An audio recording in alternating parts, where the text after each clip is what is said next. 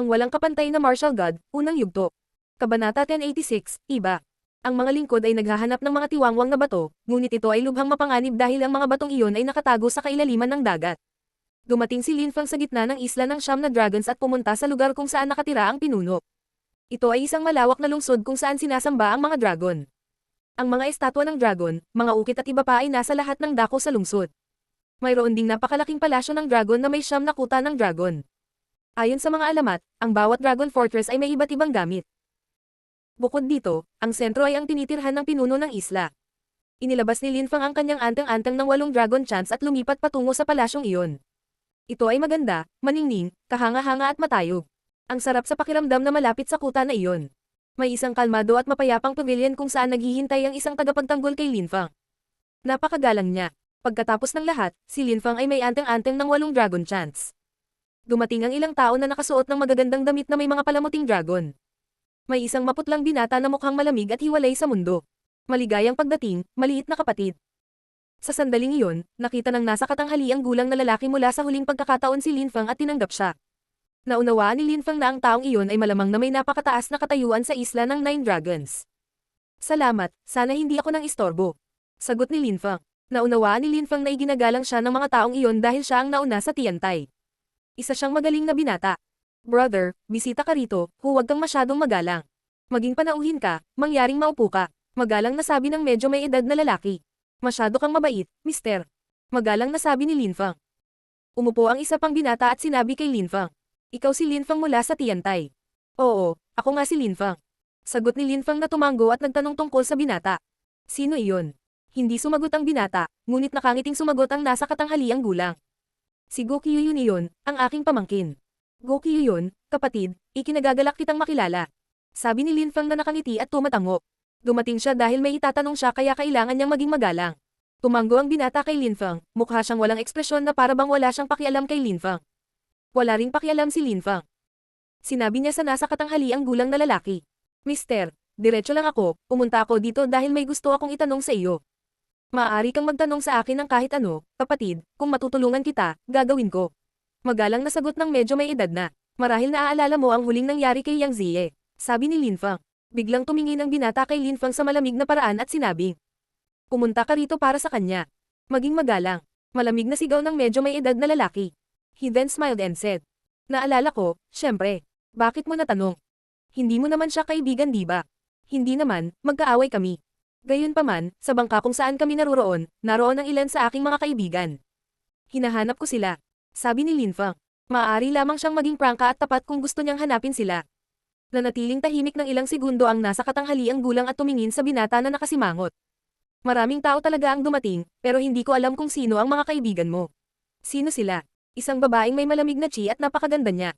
At 3 pang binata, lahat sila ay malalakas. Ang isa sa kanila ay may imperial chi, ang isa pa ay mukhang malaya at walang pidgel at tapat at prangka, ang huli ay gwapo, maputi ang balat at medyo may kaalaman. Sagot ni Linfang na naglalarawan kay Tang Yuyu, Jun Moshi, Huang Fulong at Yun Fei. Nanatiling tahimik ang nasa katanghaliang gulang, nag-iisip at saka sumagot. Bata, hintayin mo ako. Hihilingin ko sa ilang mga tao na hanapin sila. Hindi ko rin alam kung nasaan sila. Salamat sa tulong mo, mister. Sabi ni Linfang. Iniisip niya kung may alam ba si Gokyu yun o wala, ngunit wala siyang masabi. Kiyo yun, mangyaring manatili kay Linfang. Pareho kayong mahuhusay na binata. Sabi ng nasa katanghaliang gulang habang paalis. Tumingin si Gokyu yun kay Linfang at ngumiti. Ang babaeng sinasabi mo ay tinatawag na Tang Yuyu. Ha? Nagulat si Linfang. Gaya ng inaasahan, alam niya ang tungkol sa kanyang mga kaibigan. Talaga, alam mo ba kung nasaan siya, brother? Tanong ni Linfang. Tumiti si Gokyu yun at umiling. Hindi ko alam. Mukhang nag-aalinlangan si Linfang habang nagtanong, paano mo nalaman na Tang Yuyu ang pangalan niya? Sobrang ganda niya at gusto ko ang magagandang babae. Kaya naman, napansin ko siya at narinig kong tinawag siya ng isa niyang kaibigan, kaya naalala ko ang pangalan niya. Sagot ni Gokyu yun na nilalaro ang kanyang mga kamay. Nakangiti siya. Kaya pala, hindi mo alam kung nasaan siya. Tanong muli ni Linfang. Hindi siya komportable. Sinabi ko na sa iyo na hindi ko alam, hindi ka ba naniniwala sa akin? Tanong ni Gokyu yun. Itinaas niya ang kanyang ulo, pagkatapos ay muling ibinaba at ngumiti kay Linfang. Tumiti si Linfang at sinabi. Naniniwala ako sa iyo, syempre. Sa sandaling iyon, bumalik ang medyo may edad na kasama ang isa pang lalaki. Nakita na siya ni Linfang. Ito ay isa sa mga zone cultivator na sumalakay sa bangka. Naalala niya si Lin Fang at tiningnan niya ito ng malamig na paraan. Iniligtas ni Lin Fang ang mga tao gamit ang kanyang walang laman na ilusyon sa kalawakan at pagkatapos ay tumakas sa pagsisid sa dagat ng Huang. Sa makatuwid, malinaw niyang naalala ni Lin Fang. Nakaligtas ka sa Huangxi. Sabi ng Zun Cultivator. Panay ang titig niya kay Lin Fang na para bang gusto niyang malaman ang kanyang sikreto, kung paano siya nakaligtas ng eksakto sa Huangxi. Little brother, nahuli niya lahat last time, pwede mo siyang tanungin. Tumingin si Lin Fang sa kanya at nang magsasalita na sana siya, unang nagsalita ang lalaki. Umalis ang mga kaibigan mo sa Island of the Nine Dragons. Hindi ko sila sinaktan. Pumunta sila sa lalawigan ng Bahwang. Nanatiling tahimik si Lin Fang, ngunit nagalit. Una si Gu Qiuyan at ngayon ang matandang iyon. Naiintindihan niya na wala siyang malalaman doon. Kung ikaw at ang iba pa ay talagang umalis, sila ay nag-play upang maging mga alagad ng imperial na paglilinang. Kahit na napalampas nila ang proseso ng recruitment, pupunta sana sila sa Tiantai para hanapin si Lin Fang. Nagsisinungaling sila. Nakikita ko, salamat. Aalis na ako ngayon. Sabi ni Lin Fang na tumayo at kumakaway sa medyo may edad na lalaki. Bakit parang naiinip ka? Malapit na tayong maghapunan, ayaw mo bang sumama sa amin? Nakangiting sabi ni Gu Qiuyan. Tumingin si Lin Fang sa paligid. Mayroong maraming mga tao, ang ilan sa kanila ay hindi kapani-paniwalang malakas.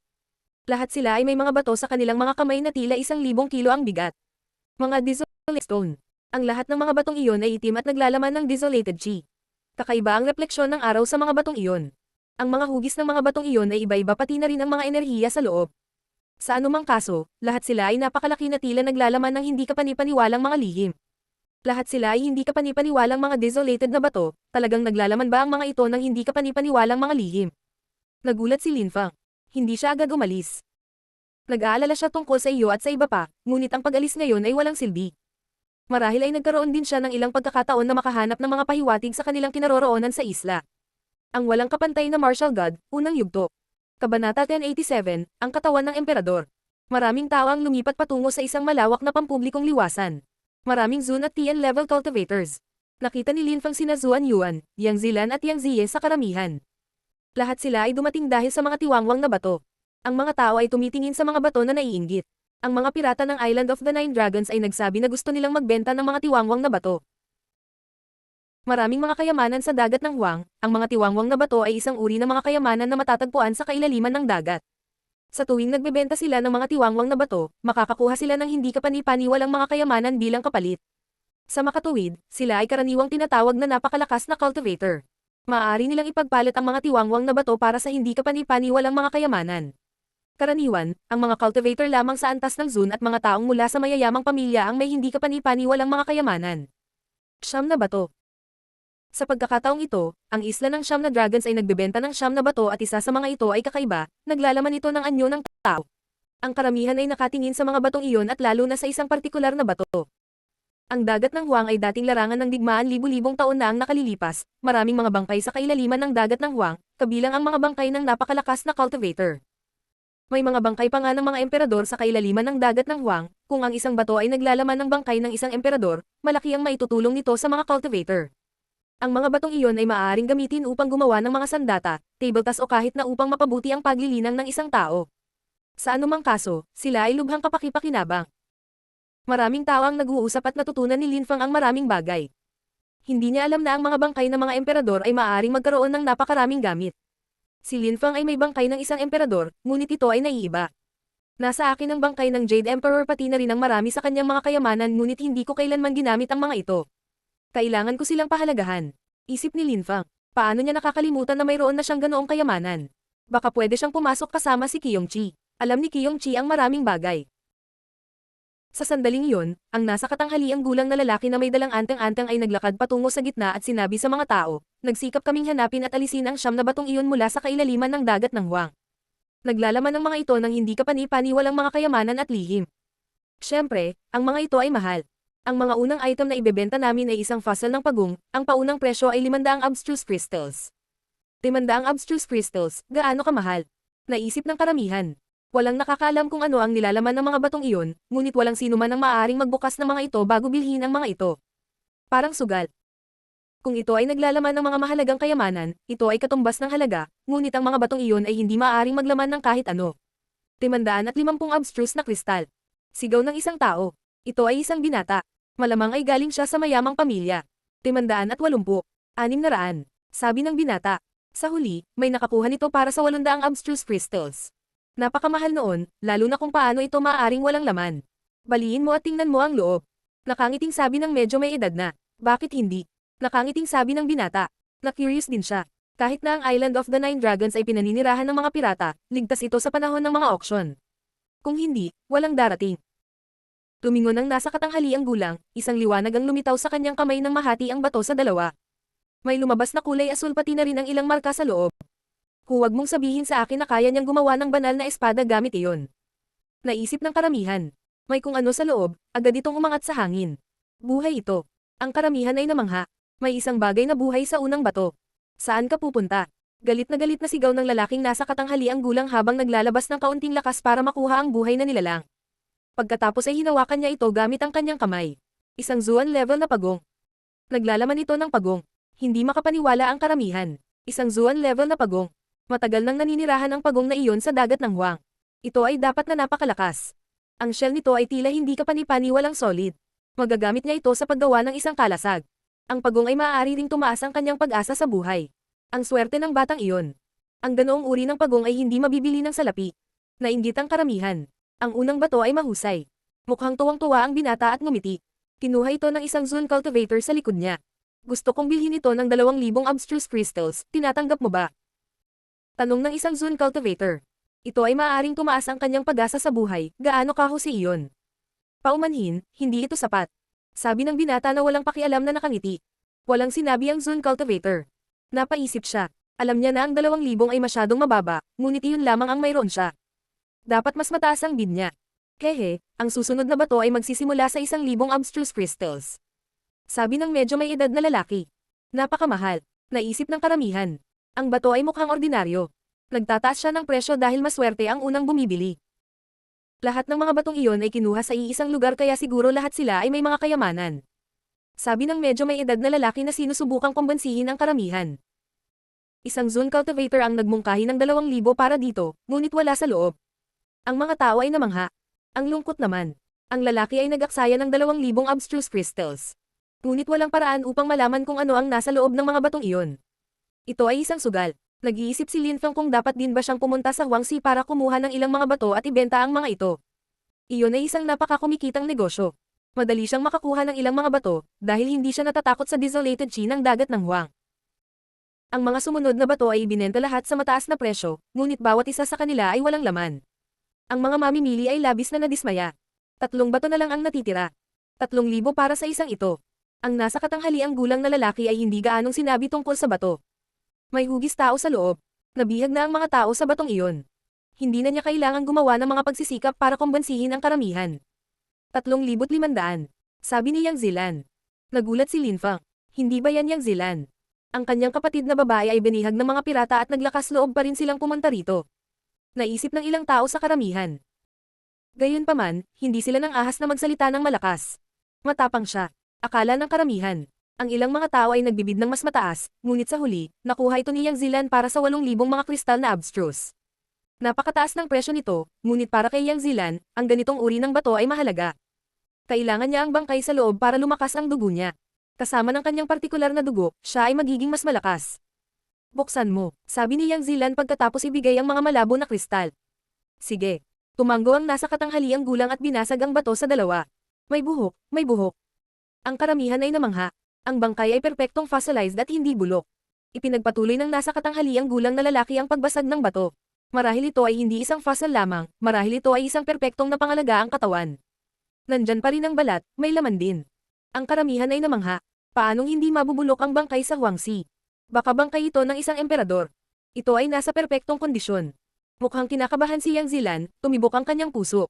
Pakiramdam niya ay napakaswerte niya sa pagkakataong ito. Maraming tao ang gustong magnakaw nito. Buhok, mata, ilong, nandoon na lahat. Ang mga tao ay namangha. Biglang tumayo si Lin Feng, nagulat din siya. Ang mga nakakasilaw na ilaw ay biglang lumitaw sa pamamagitan ng bato. Ito ay hindi isang bangkay, ito ay isang aktwal na tao. Ang walang kapantay na martial god, unang yugto.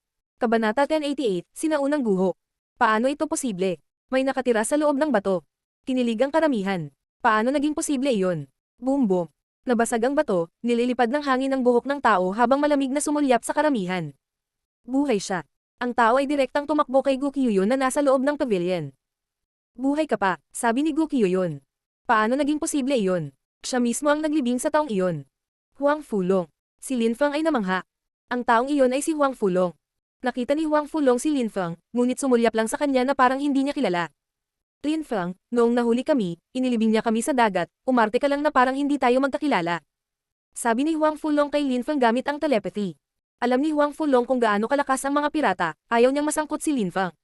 Mamatay. Galit na sigaw ni Huang Fulong. Ang Dragon Chi ay sumugod sa kalangitan at isang napakalaking Dragon Axe ang umungal ng galit na galit. Gumalaw si Gu Qiuyun pabalik. Ano ang nangyayari?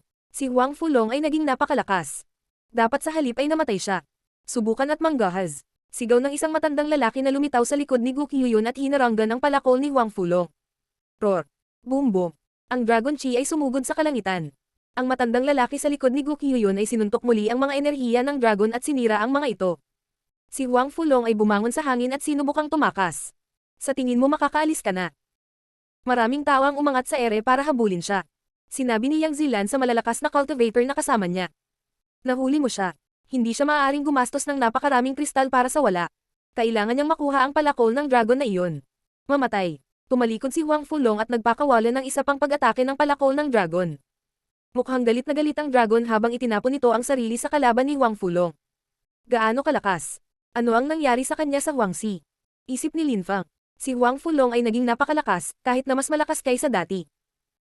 Gayunpaman, maraming malalakas na cultivator ang umaatake kay Huang Fulong at lahat sila ay mga Zun cultivator. Kahit si Huang Fulong ay walang magawa laban sa kanila. Malamig na tiningnan ni Lin Feng si Gu Qiuyun. Anong mali? Sabi ni Gu Qiuyun habang naglalabas siya ng enerhiya kay Lin Feng. Papatayin kita. Bumangon si Lin Feng sa hangin at tumalon sa kanyang bangka, pagkatapos ay lumipat siya patungo sa Huang Fulong. Patayin mo siya, sabay. Malamig na sabi ni Gu Qiuyun. Natakot siya kay Lin Feng, isang cultivator ng ika-4 na layer ng Tianqi. Dumating si Lin Feng sa harap ni Huang Fulong at sumigaw. Sumakay ka na. Tumalon si Huang Fulong sa bangka at lumayo sila. Asar. Sigaw ni Lin Feng na umaatake sa mga taong humaharang sa kanilang daan gamit ang kanyang Tianqi sword.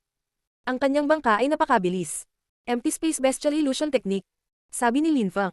Isang manyab na lagusan ang lumitaw. Ang malalakas na cultivator sa likod ay umatake sa kanyang mga ilusyon kaya ito ay nanginag. Nagsimula rin itong mag-crack. Gayunpaman, malayo na sila dahil masyadong mabilis ang bangka. Habulin mo sila. Ang malalakas na cultivator ay nagpatuloy sa paghabol sa kanila, ngunit ang mga ordinaryong Zun cultivator ay hindi sapat na mabilis. Huminto sila sa gilid ng isla, ngunit nawala na ang bangka. Wala na sila. Nagalit ang malalakas na cultivator. Hindi nila nagawang kunin ang palakol, isang banal na sandata. Ang isa na pinakainis ay si Yang Zilan. Sinayang niya ang mga malabo na kristal para sa wala. Dumating sina Lin Feng at Huang Fulong sa ibabaw ng dagat. Si Lin Feng ay mukhang seryoso. Tinanong niya, ano ang tungkol sa iyo at sa iba pa? Napaawang ang bibig ni Huang Fulong. May gusto siyang sabihin, ngunit hindi niya alam kung paano sasabihin. Si Gu Qiuyun ay interesado kay Tang Yuyu, ngunit tumanggi siya. Inilagay niya tayo sa mga bato at inilibing tayong buhay sa dagat. Sabi ni Huang Fulong. Namutla ang mukha ni Lin Feng. Hindi sila nakaligtas sa Huangxi. Gu Qiuyun. Galit at malungkot si Lin Feng habang sinabi niya. Huang Fulong, nakaligtas ka, para makaligtas din sila, tama ba? May pag-asa pa rin si Lin Feng. Umaasa ako. Sabi ni Huang Fulong. Kami ay inilibing sa mga anti-gangguho, ngunit nakakita ako ng isang kalansay na naninirahan doon sa milyon-milyong taon at nakatulong sa akin na mabuhay. Mga anti-gangguho. Narinig ni Lin Feng ang tungkol sa mga guho sa dagat ng Huang. Dahil ito ay isang kalansay, bakit mo sinasabing ito ay buhay? Tanong ni Lin Feng. Ang kanyang makajos na kamalayan ay hindi nagkalat. Tinatakan niya ako sa isang bato. Siya ay napakalakas. Pagkatapos, natagpuan ng mga pirata ang aking bato. Nakita ko, bulong ni Lin Feng na nakasimangot. Nakaramdam siya ng desperada. Lin Feng, siguro nakatagpo din sila ng malalakas na cultivator na tulad ko. Napakalalim ng dagat, malamang maraming napakalakas na cultivator sa loob, hindi lang isa. Sabi ni Huang Fulong na sinusubukang pasayahin si Lin Feng. Nanatiling tahimik si Lin Feng ng ilang segundo at sinabing, sumakay ka sa bangka at pumunta sa lalawigan ng Bahuang. Babalik ako sa Island of the Nine Dragons. Hindi ka na makakabalik. Sabi ni Huang Fulong. Huwag kang mag-alala, hindi ako magdadala ng anumang panganib. Sabi ni Lin Feng na binago ang mukha. Dito ka dapat pumunta sa mapa. Sabi ni Lin Feng na nagpapadala ng mga geographical na coordinate ng Bahuang sa Huang Fulong. Biz. Isang nakasisilaw na liwanag ang lumitaw habang ang mga pakpak na pilak ay umusbong mula sa likod ni Lin Feng. Anino. Biglang naging anino si Lin Feng at umalis. Pumunta ka sa lalawigan ng Bahwang at hintayin mo ako sa Tiantay. Pupunta ako sa Island of the Nine Dragons para pumatay ng ilang tao at babalik ako kagad. Narinig ni Huang Fulong si Lin Feng, ngunit hindi na siya makita. Nagulat siya. Mukhang naging mas malakas si Lin Feng. Bulong ni Huang Fulong. Hindi natatakot si Lin Feng na tumawid sa Huangxi ng mag-isa. Nagtatag ng koneksyon si Huang Fulong sa bangka at umalis patungong lalawigan ng Bahwang. Gayunpaman, bumalik si Lin Feng sa Island of the Nine Dragons. Sa pagkakataong ito, lumapag siya nang hindi naglalabas ng anumang chi. 2 bato pa ang ibinebenta. Siya ay nag-iisip kung ikaw at ang iba pa ay maaaring nabuklod sa loob ng mga ito. Dahil sa pagkaantala, ang mga auction ay napos ng ilang sandali at ngayon ay ipinagpatuloy. Si Lin Feng ay nasa maraming tao sa pagkakataong ito, bagaman. Si Yang Zilan ay mukhang sobrang asar. Napakaraming malabo na kristal ang nawala sa kanya. Bumili siya ng bato na may buhay na nilalang at tinulungan ni Lin Feng ang taong iyon na makatakas, si Lin Feng muli. Marami nang nagawa si Lin Feng laban sa kanya. Gusto niya talagang patayin si Lin Feng. Ang walang kapantay na martial god, unang yugto. Kabanata 1089, mabangis na hayop. Ang ikawalong bato ay kasing laki ng 3 tao. May mga marka sa loob at naglalaman ito ng hindi kapani-paniwalang chi. May banal na sandata sa loob. Naisip ng karamihan. Ang chi na iyon ay hindi kapani-paniwala, ngunit ito ay nakamamatay dahil ito ay nagmula sa Huangxi. Kahit na ang bato ay hindi mapigil ang chi sa loob. Nahulaan ng karamihan na ang tanging posibilidad ay ang batong iyon ay naglalaman ng sandata. Higit pa rito, isang banal na sandata. Ang 2 huling bato ay tila hindi kapani-paniwala. Bukod sa batong iyon na may espesyal na chi, tila pambihira rin ang huling bato. Ang karamihan ay nagkaroon ng impresyon na mayroong isang mabangis na hayop na nakatatak sa loob. Maraming tao ang dumating, lalo na para sa 2 batong iyon. Ang batong iyon ay nagsisimula sa 6,000 na mga kristal na malabo. Sabi ng medyo may edad na nakangiting walang pakialam. Napalunok ang karamihan. Napakamahal. Hindi katakataka na sila ay yumaman. Ipinadala nila ang kanilang mga alipin upang maghanap ng mga tiwangwang na bato at ang mga taong dumating upang bilhin ito ay mga sugarol. Sila ay tunay na mga pirata. Kailangan kong makuha ang isang iyon. Sabi ni Zuan Yuan. Nasira ang kanyang banal na sandata. Sa makatuwid, kailangan niya ng bago. Pumunta siya sa Island of the Nine Dragons upang subukan ang kanyang kapalaran at tingnan kung makakakuha siya ng isang banal na sandata. Ang batong iyon ay posibleng naglalaman ng banal na sandata. Zuan Yuan, kapatid, tutulungan kita. Sabi ni Yang Zilan. 8,000. Nais ng Yang clan na tulungan si Zuan Yuan. Kung magiging malakas siya, mapapangasawa niya si Yang Zie. Yung bastard, tinaas niya agad ng 2,000. Naisip ng karamihan. 10,000. Sabi ng isang tao. Nagulat ang karamihan. Ito ay isang binata na may lilang mata. 15,000. Sabi ni Yang Zilan. Maraming tao ang nagngangalit ng kanilang mga ngipin. Ang 15,000 ay mas mahal na kaysa sa isang ordinaryong banal na sandata. Mayaman talaga ang mga prestihiyosong pamilyang iyon. Walang ibang sinabi ang binata na may purple eyes. 15,000 na ang lumampas sa presyo ng mababang antas na banal na sandata. Una, ang bato ay hindi kinakailangang naglalaman ng isang banal na sandata. Pangalawa, kahit na mayroon ito, ang presyo ay malamang na masyadong mataas. 18,000. Walang pakialam na sabi ng isang tao. Nagulat ang mga tao at napatingin sa taong nagtaas. Ito ay isang binata na may puting buhok. Ang kanyang chi ay hindi malakas, ngunit ang presyo na kanyang iminungkahi ay napakataas kaya ang ibig sabihin nito ay napakataas ng kanyang katayuan sa lipunan. Walang nang ahas na day ng mga pirata. Kung wala siyang ganoong karaming mga malabo na kristal, papatayin siya ng mga pirata sa kinatatayuan niya. Siyempre si Lin Feng. Hindi niya hahayaang makuha nila ang batong iyon sa mababang halaga. 20,000. Malamig na sabi ni Yang Zilan. Hehe, hindi mo ako kilala. Isip ni Lin Feng. Walang pakialam niyang sinabi. 25,000. Ha? Hindi na kaimik ang mga tao. Napakataas ng presyo. Bukod pa rito, sinabi iyon ni Lin Feng nang hindi nakasimangot. Mayroon ka pa bang ganyan, sir? Malamig na sabi ni Yang Zilan. Mr. Yang, kung sumuko ka, makikita mo kung mayroon ako ng ganyan. Sabi ni Lin Feng na walang pakialam. Nagulat si Yang Zilan. Nakilala siya ng taong iyon. 26,000. Sabi ni Yang Zilan. 29,000. Sabi ni Lin Feng na sumulyap kay Yang Zie. Binigyan ako ng aking angka ng mga banal na sandata, ngunit kailangan ko ng isa pa, baka mayroong isa sa batong iyon. Sana ay payagan ako ng Yang clan na bilhin iyon. Lahat sila ay mula sa mayamang pamilya. Naisip ng karamihan. 30,000. Sabi ni Yang Zilan na nagngangalit ang kanyang mga ngipin. Iyon lang ang mayroon siya. Nang makita ni Lin Feng ang ekspresyon ng mukha ni Yang Zilan, ngumiti siya at sinabi. No wonder na sikat ka, 30,000, limit ko rin iyon. Dahil ang dami mo nang na-propose, sayo na. Napalunok si Yang Zilan. At least nasa kanya ang bato, pero dahil sa lalaking iyon, masyado siyang mawawala. Lumakad pa sulong si Yang Zilan at hinagisan ng singsing ang nasa katanghaliang gulang na lalaki at sinabi. 100 abstruse crystals ng average na kalidad, sulit ang presyo. Ang mga abstruse na kristal ay nahahati din sa tatlong kategorya, mababa, karaniwan at mataas ang kalidad. Iba rin ang kanilang halaga. Kung mas mataas ang kalidad, mas mataas ang presyo. Sige, bubuksan ko na, sabi ng medyo may edad na masayang nakangiti. 30,000 abstruse crystals. Iyan ay magiging mahusay para sa mga pirata. Bumalik si Yang Zilan. Hinampas ng nasa katanghaliang gulang na lalaki ang bato para masira ito, ngunit hindi masyadong malakas para maiwasang masira ang laman nito. Ang chi ay nagiging mas matindi. May armas ba sa loob? Naisip ng karamihan ng tao na kinakabahan. Dapat mayroong isang bagay sa loob. Lalong mukhang kinakabahan ang nasa middle-aged na lalaki. Biz. Nabasag ang bato at sa wakas, lumitaw ang laman nito. Isang sandata, talagang naglalaman ito ng sandata. Naisip na ang mga tao ay namangha habang si Chi ay tumakbo patungo sa kalangitan. Ito ay isang napakalakas na chi. Tinapos ng nasa katanghaliang gulang na lalaki ang pagbasag ng mga huling piraso ng bato. Ang chi na lumalabas mula sa bato ay kulay abo at makapal. Isa itong sibat. Nakakatakot na sandata. May nakuha ako. Masaya si Yang Zilan. Ito ay mas mahusay kaysa sa pagkuha ng isang mababang antas ng banal na sandata. Hinawakan ito ni Zuan Yuan. Ito ay mas mahusay kaysa sa kanyang lumang armas, ito ay ganap na nababagay sa kanya. Walang makakapidyo sa kanya sa bagay na iyon. Brother Yang, ibigay mo sa akin. Sabi ni Zuan Yuan. Napaawang ang bibig ni Yan. Ayaw niyang ibigay ito kay Zuan Yuan, ngunit inisip niya ang kanyang pamilya, ngumiti at sinabing. Siyempre, sa iyo iyon, kapatid. No, hindi ngayon actually. Teka, babalik ako sa clan ko at kukuha ako ng mga abstruse crystals, tapos babalik ako sa pamilya mo at hihingin ang kamay ng ate mo. Walang pakialam na sabi ni Zuan Yuan. Alam niya kung bakit tinanggap ni Yang Zilan na ibigay ito sa kanya. Umaasa siyang magiging malakas ang iyang clan kung makihalubilo sila sa angkan ng Zuan Yuan. Sige, walang problema. Nakangiting sabi ni Yang Zilan. Alam niya na ang ganitong uri ng armas ay makakatulong sa paglutas ng ilang mga issue.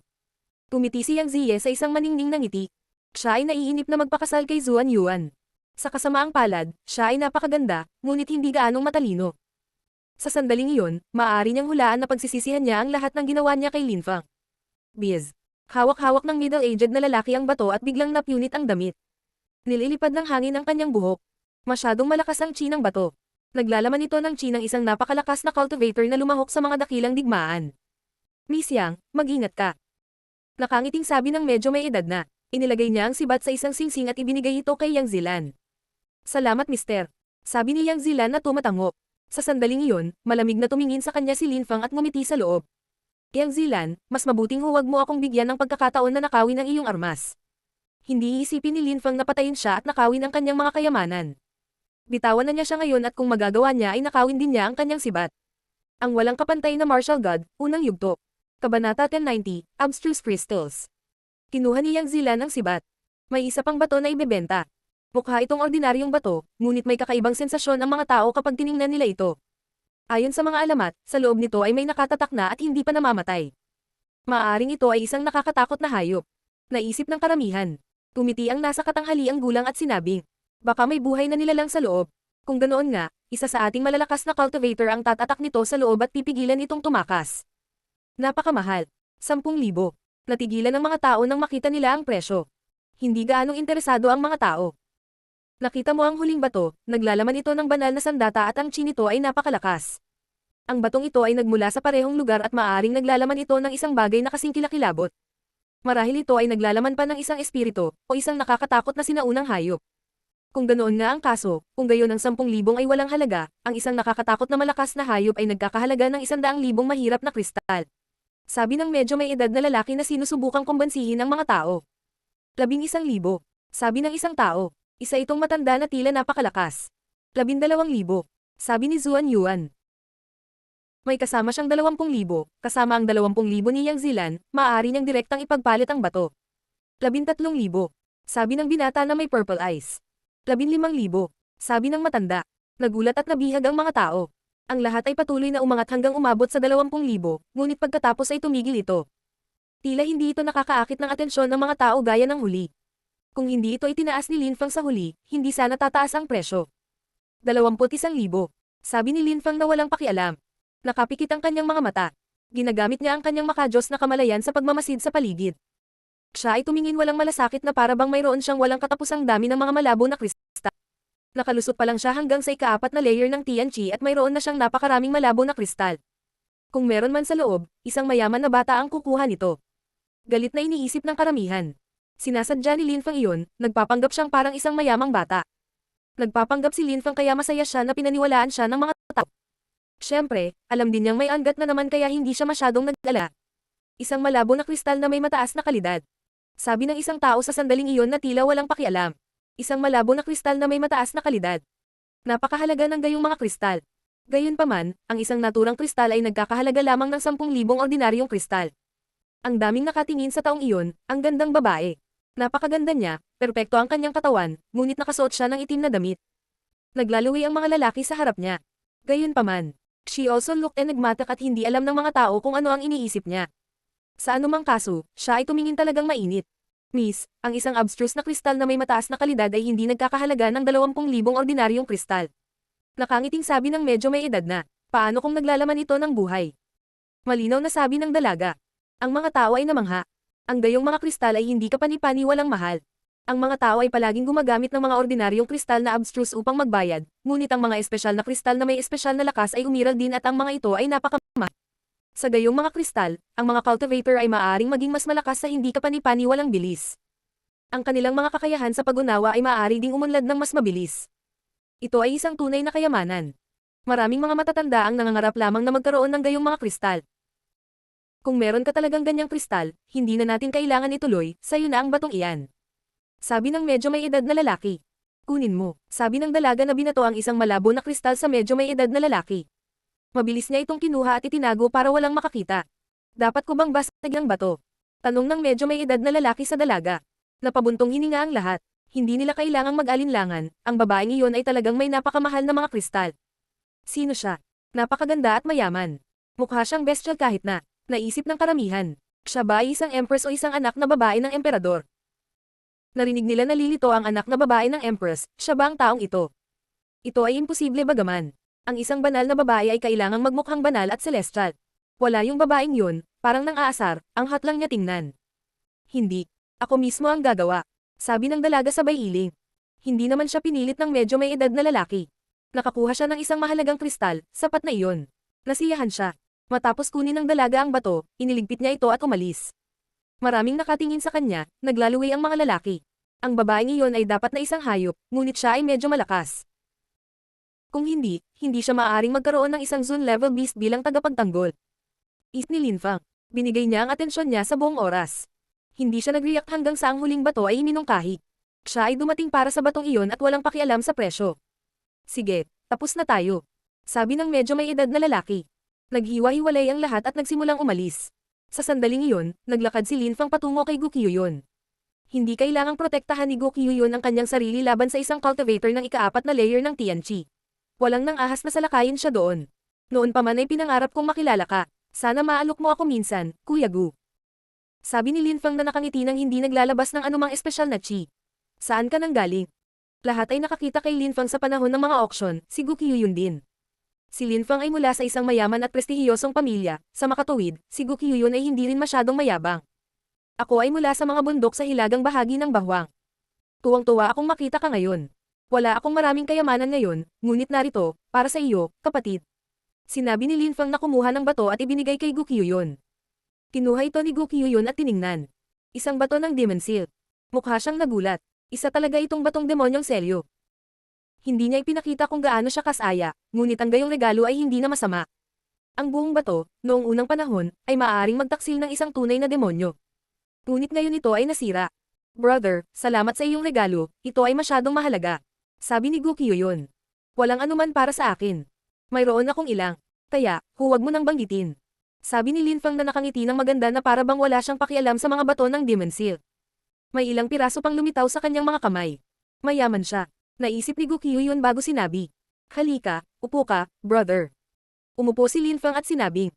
Sa kasamaang palad, mayroon akong ilang dose-dosenang libo-libong kristal, ngunit bumili ako ng iba.